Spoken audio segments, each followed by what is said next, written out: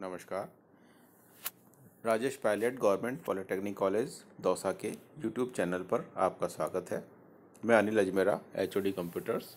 आज हम CS 308 cryptography and network security के 2019 के क्वेश्चन पेपर के सॉल्यूशन के बारे में अध्ययन करेंगे। Question number 5, how are digital signatures created and verified, explain. Digital signatures किस प्रकार बनाए जाते हैं और किस प्रकार वेरीफाई किए जाते हैं, समझाइए।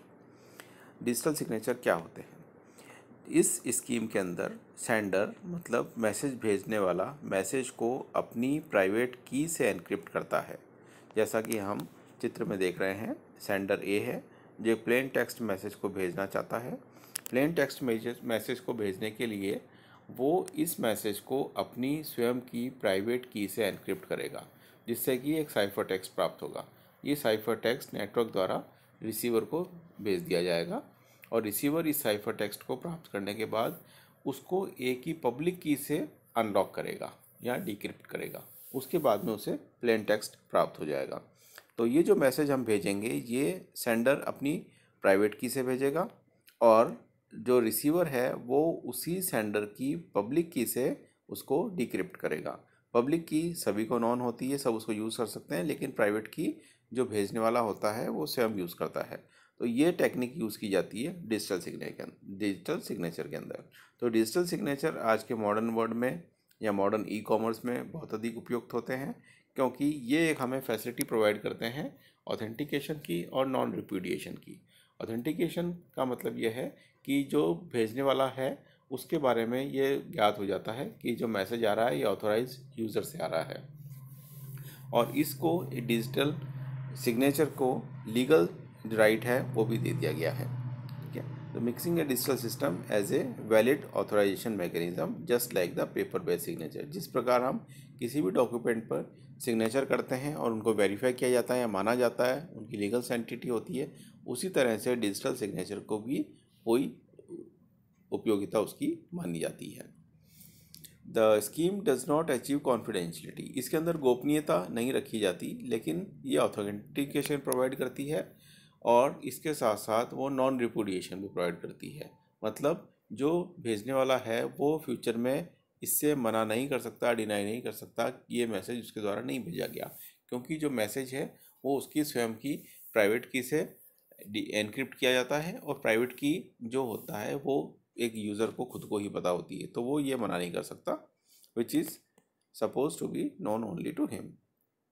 सेकेंड क्वेश्चन नंबर 5 का b part, explain block and stamp cipher and write difference between them.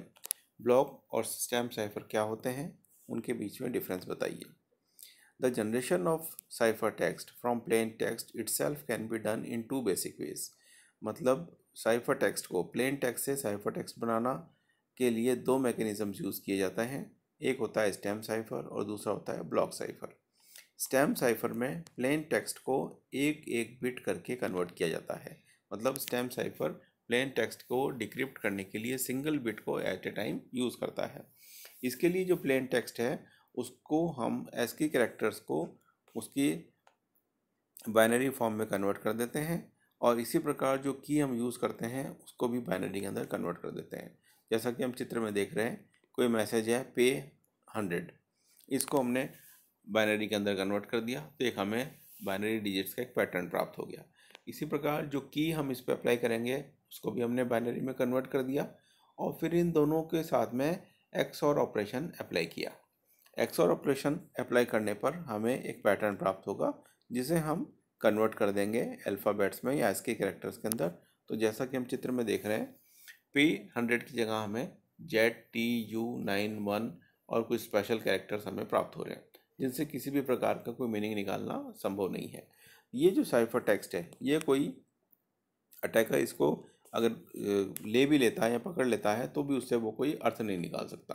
तो ये इसको हमारी जो इन्फॉर्मेशन है इसको सुरक्षा प्रदान करता है। स्टैम्प साइफर टेक्निक जो होती है वो एनक्रिप्शन करती है प्लेन टेक्स्ट को बिट बाय बिट, और डिक्रिप्ट जो करती है वो भी बिट बाय बिट होता है। मतलब एक एक बिट को एनक्रिप्ट किया जाता है और एक एक बिट को डिक्रिप्ट किया जाता है। और XOR ऑपरेशन जो है वो रिवर्सिबल होता है। मतलब यदि हम इसे 2 बार अप्लाई करेंगे तो इससे हमें वापस जो हमारा ओरिजिनल मैसेज है वो प्राप्त हो जाता है। तो ये क्रिप्टोग्राफी टेक्निक के अंदर काफ़ी उपयोगी होता है। नेक्स्ट है the block cipher. Block cipher के अंदर एनक्रिप्शन बिट बाय बिट करने की जगह एक ब्लॉक बिट्स के ब्लॉक को एक साथ में एनक्रिप्ट किया जाता है, पूरे पूरे ब्लॉक को एक साथ एनक्रिप्ट किया जाता है, जबकि स्ट्रीम साइफर में हम सिंगल सिंगल बिट को एनक्रिप्ट करते हैं।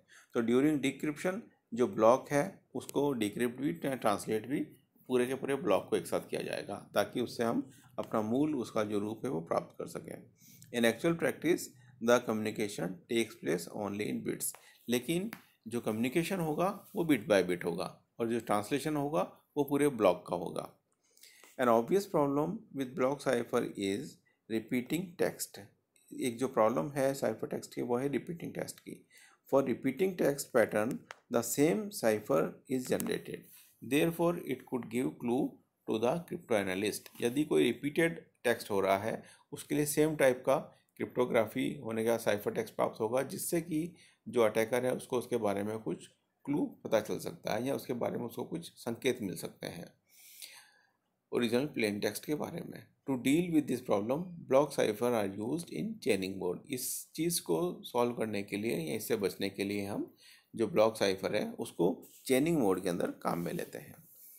Practically the blocks used in block cipher generally contain 64 bit और मोर।